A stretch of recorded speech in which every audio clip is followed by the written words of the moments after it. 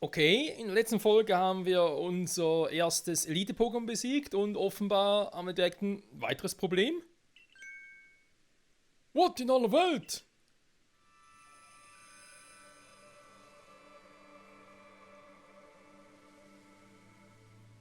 Damit hier. Damit hier?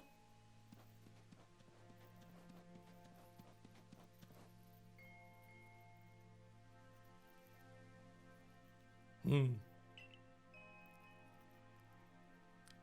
sieht dich mit solcher Güte an. Dafür sollst du dankbar sein, Michael. Danke? Weg ist es. Sieht aus, als hätte Damitier dich ins Herz geschlossen, Glückspilz. Hin und wieder kommt es vor, dass Damitier Menschen auf sich reiten lässt, während es durch die Sui-Region galoppiert. Wir sind ihm dafür zu Dank verpflichtet. Faszinierend, dieses Damitier lässt Menschen auf seinen Rücken reiten, ganz so wie die Ride-Pokémon aus Alola. Moment! Wir haben einen Ride-Pokémon aus Alola, das kennen wir ja. Aber, jetzt müssen wir ganz kurz hier einen kleinen Vermerk machen. Das Ganze spielt doch wesentlich in der Vergangenheit ab. Das müssen einige hundert Jahre vor der Ära, der aktuellen Ära der 4. Gen, sprich vor der aktuellen Ära aus Sinnoh und so sein. Die wissen bereits von Alola, gut, natürlich, Bautz kommt aus Alola, voll Idiot. Aber trotzdem, ein Ride-Pokémon aus Alola, hä? Ich bin gerade ein bisschen perplex insofern, dass ich mir gerade überlege, ob es irgendwie, ja, immer halt Verbindungen zu Alola gibt oder irgendwie, ob es dazu vielleicht sogar mal ein Pokémon-Spiel gibt, hä? Pokémon-Legenden, keine Ahnung. Ja, nicht Arceus wäre halt irgendwie ein anderes legendäres Pokémon aus Alola, was halt die Vergangenheit von Alola widerspiegelt. Professor Leven, Michael! Ich bin auf Befehl von Kommandantin Celistis hier. Sie meinte, sobald Michael seinen Auftrag erfüllt hat, können wir hier ein Basislager errichten. Giga und der Expeditionsleiter werden sich aus gutem Grund dafür entschieden haben, aber ist es wirklich eine weise Idee, noch mehr Basislager zu errichten? Hisui wurde vom ehrwürdigen Sinnoh als Lebensraum für die Pokémon erschaffen. Solange es eure Absicht ist, Zeit und Zeit mit ihnen zu leben, sollte es kein Problem sein, wenn ihr dieses Land nutzt. Ja gut, wenn man jetzt sich die Gegenwart ansieht, also quasi in der Sinnoh-Region, 4. Gen-mäßig, Diamant und Perl, wenn man da mal guckt, die meisten Menschen bereits die Region verbreitet haben die Pokémon nicht mehr so viel Lebensraum. Also insofern, Außerdem scheint damit hier Michael wohlgesinnt zu sein. Jedenfalls vielen Dank dafür, was du heute getan hast. Ich werde dem Oberhaupt des Diamant-Clans davon berichten und später eine angenehme Belohnung zukommen lassen. Jonas Auftrag, die Hauptmission abgeschlossen. Unser erstes Elite-Pokémon besiegt. Und ja, Freunde, ich habe das Relaxen noch nicht vergessen. Ich würde das Teil gerne mal fangen. Wenn wir seit dem Pokémon leben wollen, dürfen wir sie nicht fürchten. Wir müssen sie besser verstehen. Und dafür brauchen wir einen vollständigen Pokédex. Ja, ich bin ja dran. Wenn der Bautruppe eintrifft, werden sie sich um die Errichtung des Basislagers kümmern. Genau hier. Okay. Wir sind ja fix. Wow, ist ein super Lager. Das Basislager auf der Geweihanhöhe ist fertig. Wie wäre es, wenn wir ihm den Namen Anhöhenbasis geben? Wenn Jubeldorf verlässt und das Ziel die Anhöhenbasis auswählt, kann seine Erkundungen aber jetzt von hier aus beginnen. Cool, wa? Im Basislager, wir haben das, leider können wir forschen. Dann geht es auch ein bisschen darum, wa? Okay. Das ist gute Arbeit. Treffen wir uns auch später bei der heißen Kost, ja? Forschungsbericht, Bericht von Michael. Achso, stimmt. Haben ein paar neue Dinge. Überraschungsmanöver gefunden, ja. Tsching, tsching. So. Dammhirplex. Erstmal Erfahrungslevel 2. Wundert mich nicht, wir haben ja kaum was damit gemacht. Starrlili haben wir dafür bereits aktualisiert, wa? Das wundert mich ein bisschen. Also, sprich Erfahrungslevel 10 halt. Explodes entwickelt haben. Ja, wir haben halt nur eins gebraucht. Insofern passt das ja. Bammelin haben wir auch schon viel gemacht. Exemplare besiegt. Ja, da fehlt noch ein bisschen was. Wasserdesign hat es gesehen. Ja, gut. Aber eben, wir müssen im Prinzip nur bis zu 10 Forschungslevel hinkriegen. Nachher sind mit dem Pokémon selber soweit ja schon gut bestellt. Für Schaloko Exemplare gefangen. Danke von Typ Flug besiegt, dann von der Giftstachel gesehen. Ja gut. Jetzt bin ich bereits bei Papinella dran, also. Ah, warte mal. Kleinstein, schwere Exemplare gefangen. Was schwere Exemplare gefangen bezieht sich jetzt nicht unbedingt auf den Schwerball, oder? Also Schwerball ist in der Hinsicht doch eigentlich egal. Ja, es hat wieder große Exemplare gefangen.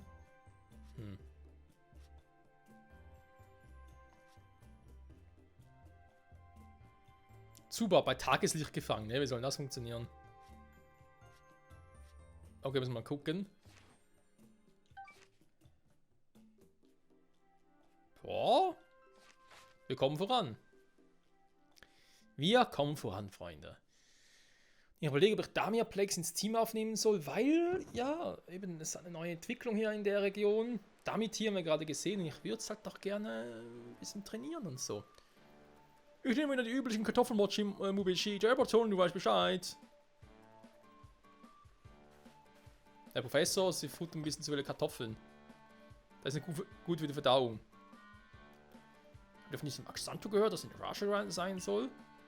Einige unserer Leute wollen die Lage heute Morgen genau unter Lupe nehmen und wurden von ihm angegriffen. Sein Tätstrupp hat nun alle Hände voll zu tun, um ihn zusammenzuflicken. Du redest von dem Axanto, das von einem heftigen Blitzanschlag erwischt wurde. Das hat ihm seltsam verhält, oder? Wir sind ein paar Böse zu Ohren gekommen. Nun, für solche Fälle ist unser Forschungstrupp sofort zur Stelle. Natürlich ist es gefährlich, unbekannte Pokémon auf die Spur zu gehen. Aber wir haben ja Michael an unserer Seite. Ah ja, und deswegen kann man es einfach mal riskieren. Aber der stärkste Saxanto soll die eines Elite-Pokémon bei weitem übertreffen. Als Forschungstrupp ist es unsere Aufgabe herauszufinden, wie stark es wirklich ist. Um dem nachzugehen, müssen wir körperlich und geistig absolut fit sein. Darum brauchen wir einen ordentlichen mit zu Schlaf, würde ich sagen.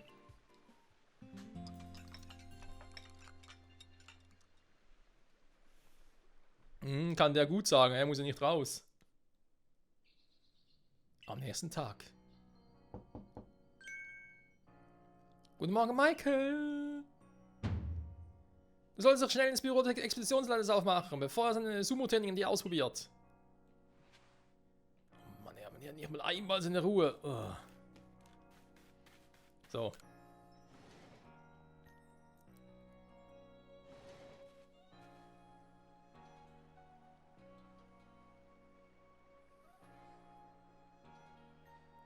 Nach zum Hauptsitz. Ich würde zwar gerne mal ein paar Sidequests abschließen und... No, ist doch endlich klar geworden, dass er jetzt damit verschwendet, ein falsches ehrwürdiges Sinnoh zu verehren? Was?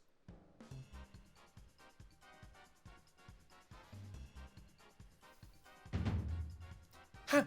Sagt derjenige, der ein Sinnoh verehrt, dass er den Fluss der Zeit kontrollieren soll. Unser Sinnoh, der Schöpfer des Universums und damit allen Raumes, ist das einzig wahre ehrwürdige Sinnoh. Pah, ihr könnt so viel Raum haben, wie ihr wollt. Ihr müsst doch nichts Vernünftiges damit anzufangen. Die streiten sich jetzt aber nicht ernsthaft darüber, dass jeder von ihnen glaubt, dass Palkia oder Dialga das ehrwürdige Sinnoh sein sollen. Ach, und du willst mir weismachen, ihr wisst etwas mit der Zeit anzufangen, die auch gegeben ist? Immerhin hast du es geschafft, dich an die vereinbarte Zeit zu halten. Das ist mehr, als ich dem Perlklamm für gewöhnlich zutraue. Eigentlich hat er damit gerechnet, dass du dich in deinem ach so geliebten Raum verläufst. Wie bitte? Das ehrwürdige Sinnoh hat uns vom Perlklamm in diesem Raum und damit dem Fundament unserer Welt gesegnet. Und würde mich darin verlaufen. Ihr beide habt es noch nicht mehr alle. Schluss damit. Nichts ist eine größere Zeitverschwendung, als eine sinnlose Diskussion mit dir zu führen. Ich soll das ehrwürdige Sinnoh dafür um Verzeihung bitten, dass ich mich überhaupt darauf eingelassen habe. Aber wie auch immer, ich gehe zu Expeditionsleiter Tenboku. Unfassbar, du hast diesen Streit doch vom Zaun gebrochen. Leute, chillt mal ein bisschen, ja? Sobald die zwei sich begegnen, ist die Stimmung immer. Das Mädchen von eben, dem der Raum so wichtig war, heißt Perla. Sie ist das Oberhaupt des Perlclans. Perla. Der Mann, der ständig von der Zeit gesprochen hat, ist Diam, das Oberhaupt des Diamant-Clans. Okay, liebe Entwickler, damit habt ihr euch viel Mühe gegeben mit den Namen. Alter. Namen lassen sich gut merken, nicht wahr? Ja, so ein Gesicht wie sieht sich gerade auch. Die zwei Clans solieren sich gegenseitig, wenn auch gezwungenermaßen. der Vergangenheit soll uns aber bekriegt haben.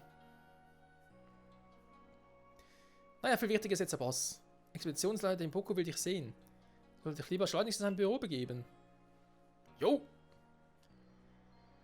Ja, kaum kann jetzt schaden. Machen wir das schnell. Und dann, will man sagen, noch ein bisschen in der Stadt umgucken. Wir haben noch ein oder andere Sidequest sicher. Zum Abschließen, vielleicht sogar ein oder andere Pokémon mitnehmen oder austauschen.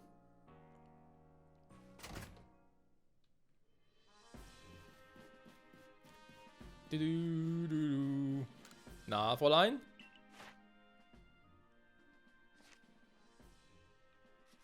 Gucken Sie mal, hier eine geile Animation von Stachelidi.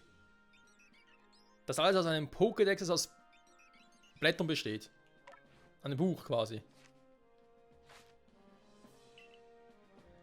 Mitgliedsrang erhöhen. Da machen Sie das doch bitte mal. Hä? Was zum? Spielfertige Driftel und Zubats Augen.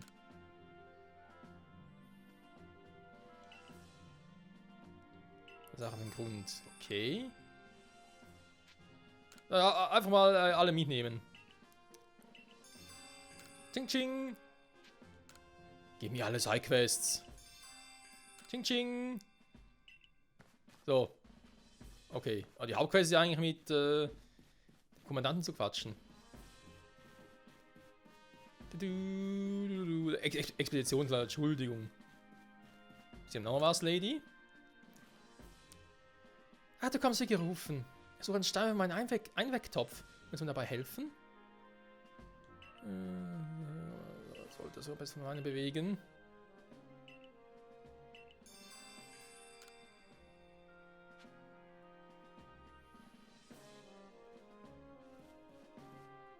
Soll ja einen Kleinstein geben. Okay. So, was ist hier los?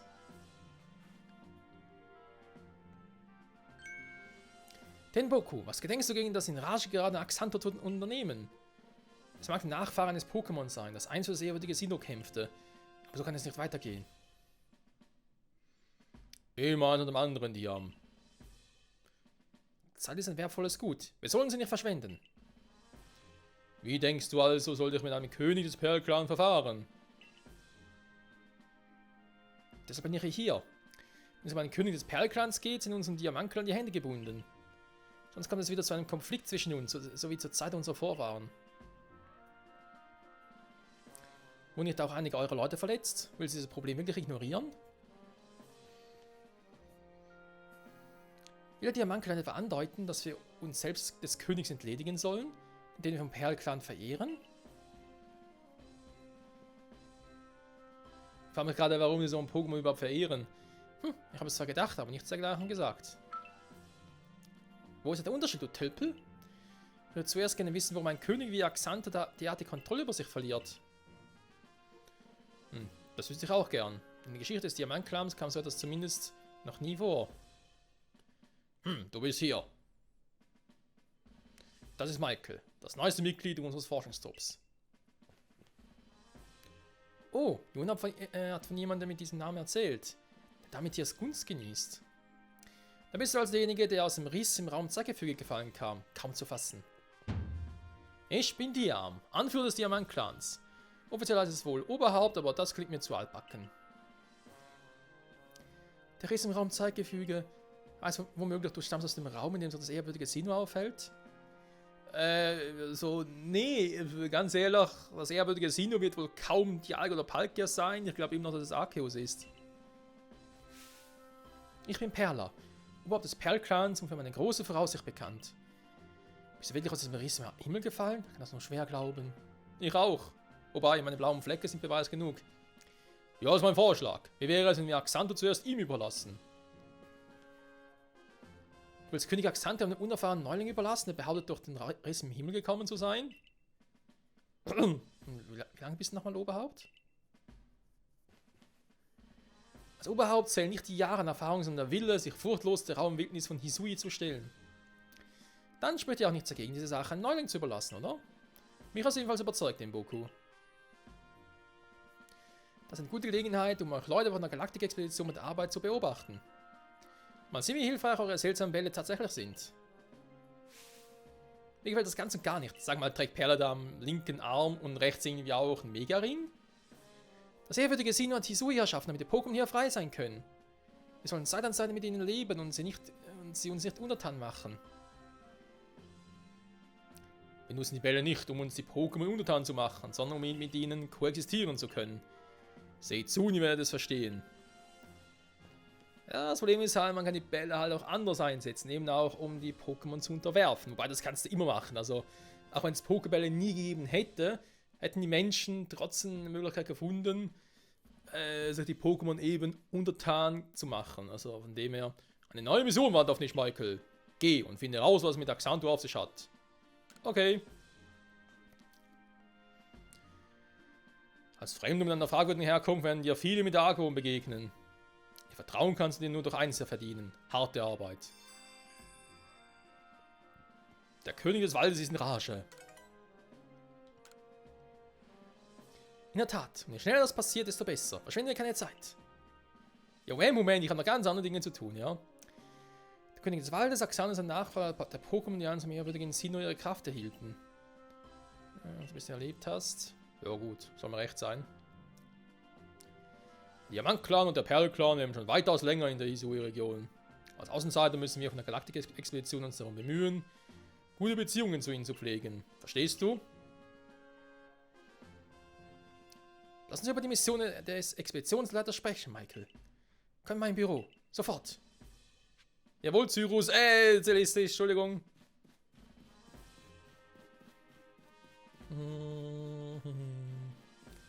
Die erste Etage. Und das ist das Erdgeschoss. Boah, krass. So. Und jetzt, wie sieht's aus?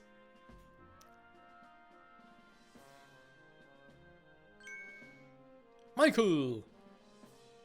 Professor Levin, die Auftragsbesprechung bitte. Well then, Michael, du sollst Axanto erforschen und herausfinden, warum es derart in Rage geraten ist, richtig? Ja? Wer ist überhaupt der Axanto? Ja, ist auch ein neues Pokémon, so wie Damitier. Dann wirst du es mit einem ausgewählten starken Pokémon zu tun bekommen. Mitglieder des Sicherheitstrupps, die von Axanto angegriffen wurden, haben versucht, Pokéball auf es zu werfen. Aber sie hatten nicht einen Hauch einer Chance, es zu fangen. Die aggressive Veranlagung mancher wilder Pokémon ist nichts im Vergleich zu seiner Rage. Nur zu seiner Rage. Ich will es mit aller Deutlichkeit sagen. Diese Mission birgt immense Gefahr. Bist du dafür bereit? Nö, habe keine Wahl. Ja, auch wahr. Na schön, dann teile ich jetzt die nötigen Informationen mit dir. Der Diamant-Clan und der Perl-Clan halten die Pokémon, die sie Königinnen und Könige nennen, für Gesandte des ehrwürdigen Sinnoh. Die Orte, an denen sie sich bevorzugt aufhalten, tragen den Namen Hoheitsstädte. Dort bringen die Mitglieder der Clans ihren Opfergaben dar oder richten Feste zu ihren Ehren aus. Vielleicht können wir mit Axanto fertig werden, wenn wir herausfinden, welche Opfergaben es bevorzugt.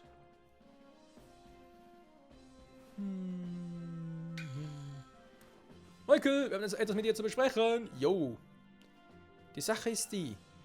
In einem riesigen Raum Zeitgefüge befindet sich möglicherweise die Welten, in der das ehrwürdige Sinnoh weilt. Das ehrwürdige Sinnoh, das wir vom Diamant-Clan verehren, gebietet über die Zeit. Dass du aus dem Riss im Raum Zeitgefüge gekommen bist, könnte bedeuten, dass du die Zeit selbst überwunden hast. Im Hinblick dessen, dass ich aus der Zukunft komme und ein Arceus-Phone dabei habe, ja. An jemand so bemerkenswert hätte ich ein besonderes Anliegen. Bitte erforsche Axanto nicht nur, sondern finde auch einen Weg, es zu besänftigen. Perfect Timing, Diam! Wir haben gerade genau darüber gesprochen. Oh, Sie sind der Professor, von dem man so viel hört, was? Freut mich. Ich hoffe, Sie können mir einiges beibringen. Aber zurück zum eigentlichen Thema. Der Perl-Clan fährt den König des Waldes zutiefst. Ich bin mir sicher, dass Sie eure Hilfe begrüßen würden, auch wenn Sie sich weigern, ausdrücklich darum zu bitten. Ehrlich gesagt haben wir vom Diamant-Clan mit einem ähnlichen Problem zu kämpfen. Auch an der Königin, um die wir uns kümmern, ist in Rage verfallen. Er lebt in den Bergen fernab von hier. Es stimmt, dass in der Vergangenheit oft zu Streit zwischen unseren beiden Clans kam. Solange wir alle hier in Hisui leben, müssen wir solche Probleme gemeinsam lösen. Finde ich auch. Du bist unsere einzige Hoffnung, Michael. Ja, ich mach das schon. Ein Baumriesen Kampffeld antreffen tief im Innerwald. Ein Wächter heißt Hopin. eine Menge erzählen und dann danach fragst du nicht. Okay. Jedenfalls verlassen wir uns auf dich. Du schaffst das bestimmt. Bis später. Ciao, yaui. Die ist einfach wirklich kostbar, ja. Wenn wir uns geteilt, wenn du Sachen mit Lachs auf den Grund gehen willst, muss man am besten straight zu ihm gehen. Jetzt zum Beispiel den Kampf da machst, wenn du weiter dass du die richtigen Pokémon dabei hast. Das ist ein guter Hinweis. So, ich würde sogar sagen, wir machen erst noch ein paar Side-Quests. Oder versuchen, welche abzuschließen, aber glaube doch erst in der nächsten Folge. Kennst du das? Wenn es lauter tolle Materialien kannst du nicht mitnehmen, weil deine Tasche mal wieder zu voll ist. Dann hör dir an, was ich zu sagen habe. Es soll dein Schaden nicht sein.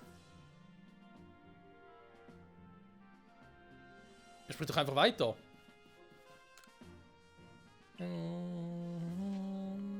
Unterrichte mich. Also, ja, natürlich. Gar kein Problem. Du kannst jetzt ein Item auch mehr in deiner Tasche verstauen. Was? Eine?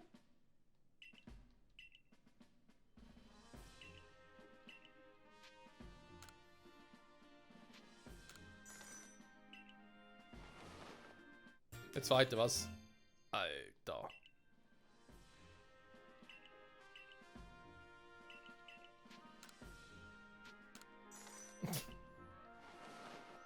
Okay, wie lange ist eine Tasche weiter? Bin ich mal gespannt. Ich meine, Aufwärmungstechnik hin und her. Irgendwann ist so etwas genug gefaltet. Also irgendwann geht es immer weiter. Dann muss ein PDF draus machen.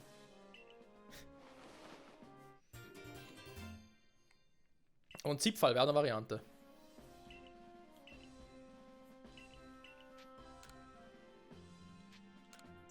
$500? Ich frage mich gerade echt, wie weit geht das überhaupt?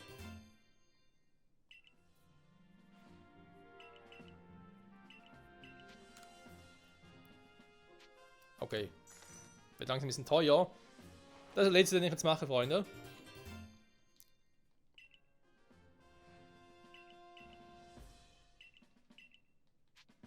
Nee, danke mal, du wirst uns zu teuer. Alter. Schwede. Aber hat sich gelohnt, Freunde. Wir haben ein paar neue Plätze. Das war echt schweinemäßig teuer. So, verlassen. So, eigentlich wollte ich ja noch irgendwas machen. Ich wusste gar nicht mehr was. Ich machen wollte. Anderen Spieler tauschen. Dankbarkeitspunkte, genau. Was kann ich für dich tun? Items erhalten. Und hier ein Sonnenbomber. Gut, sieht hier ein bisschen anders aus. Für DP. Und ja, hier kriegen wir auch die Entwicklungssteine, Freunde. Eisstein, Blattstein. Das heißt, man könnte sogar sich die Evoli-Entwicklungen, können wir die sogar noch entwickeln. Schafzahn, Alter. Verbindungsschnur. Das Lieblingsstück besteht bei Pokémon. Es geht darum, in dem Spiel gibt es endlich keine Tauschentwicklung mehr. Stattdessen macht man es ein bisschen anders als früher. Also, sag jetzt mal, Pokémon wie zum Beispiel Onix oder Sichler, die sich entwickeln, mit einem getragenen Item plus tauschen, müssen das Item bloß noch tragen. Ich glaube, das ist irgendwie so ähnlich wie ein Entwicklungsstein zum Einsetzen. Oder vielleicht, tragen geht ja gar nicht, Quatsch. Genau, weil Items können ja gerne getragen werden von Pokémon. Also wird es irgendwie so sein, Stromisierer, die ganzen Items hier, die funktionieren ähnlich wie Entwicklungssteine. Also einfach auf ein Pokémon drauf und zack, entwickelt sich's halt. Upgrade natürlich für Porygon, ist klar. Wir haben hier noch ein Dubios-Disc, Pokémon 2. Eine Verbindungsschnur. Die gute alte Gameboy-Ära. Ich glaube, das Kabel ist Gameboy Advance-Ära, war? Egal. Das ist an die Pokémon gerichtet, die sich halt nur durch Tausch direkt entwickeln würden. Also wie Kadabra zu Simsala, Alpolo zu Gengar. Und ja, diese ganzen Items kriegt man hier. Aber eben für sehr viele DP, also da haben wir noch ein bisschen was zu tun, Freunde. Okay. Soweit, so gut. Wir werden nochmal ganz kurz hier noch gucken. Was ist denn da gerade? Ah, untersuchen, okay.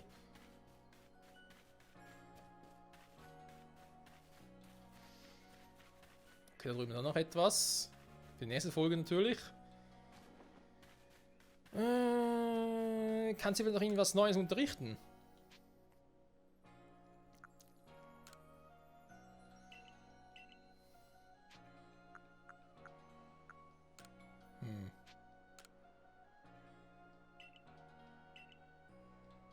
War nicht irgendwie so mit Leistung Ding sogar dabei? Warte mal. Attacke beibringen.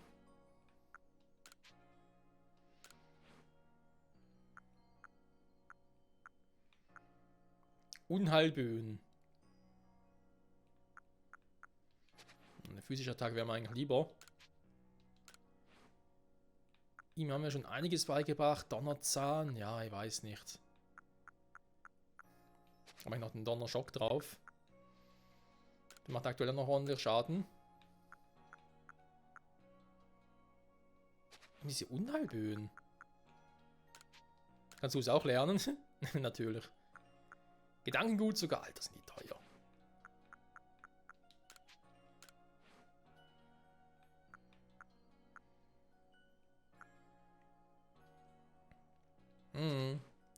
Der gute alte Trümmerer. Warte mal. Ja, ich habe ein paar von denen gefangen. Kann irgendwie Bumi noch was beibringen?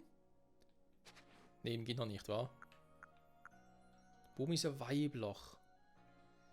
Wo wir da haben. Naja, aber Käfertrufen tut zwar eigentlich eine starke Attacke. Tarnsteine, ja, dann ein offensiver Move. Jetzt plötzlich. Früher eigentlich nicht, aber hier schon. Damirplex. Kannst einfach mal Dampfwalzen, einfach mal eine Bodenattacke erlernen. Warte mal.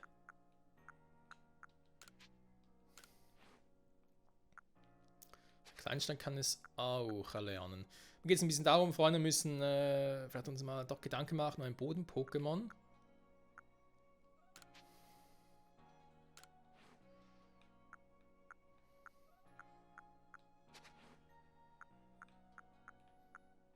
Ja, die Punkte, ja. Die Spezialpunkte vor allem. Ich kann auch ein bisschen vielleicht Zubat durch Staravia zu ersetzen, beziehungsweise umgekehrt natürlich, also Staravia raus, dafür Zubat rein. Ein Golden X-Bat wäre schon geil. Man ist auch verflucht schnell.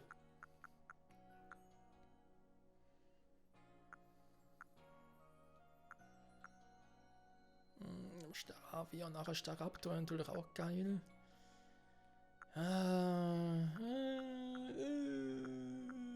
Aber ich glaube, Damirplex, da versuche ich es, komm. Ich gebe dir eine Dampfwalze.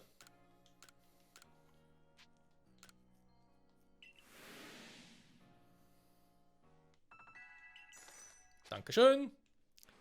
So. Ne, passt erstmal, Dankeschön. So. Dann glaube ich, bevor wir hier in dieser Folge weitermachen, können eigentlich die Pokémon switchen. Stimmt, das weiß ich gar nicht. Wie kann ich in die Pokémon wechseln? Müssen im Dorf eigentlich auch gehen.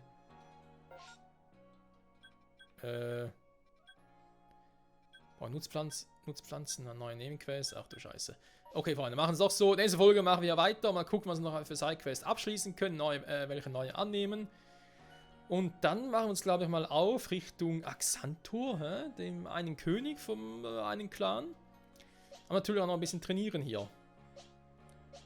Also ich persönlich denke, Folge, Bammelin im Team behalten, ja, Driftlum vielleicht auch, Papinella raus. Also quasi Papinella durch Damirplex ersetzen. Den Rest mal noch so belassen, einfach auch mal, damit es ein bisschen besser für, damit das Team halt ausgewogener ist, so. Mein Driftler natürlich auch coole. Einen coolen Typus, ja, aber ist auch wieder am Flug-Pokémon.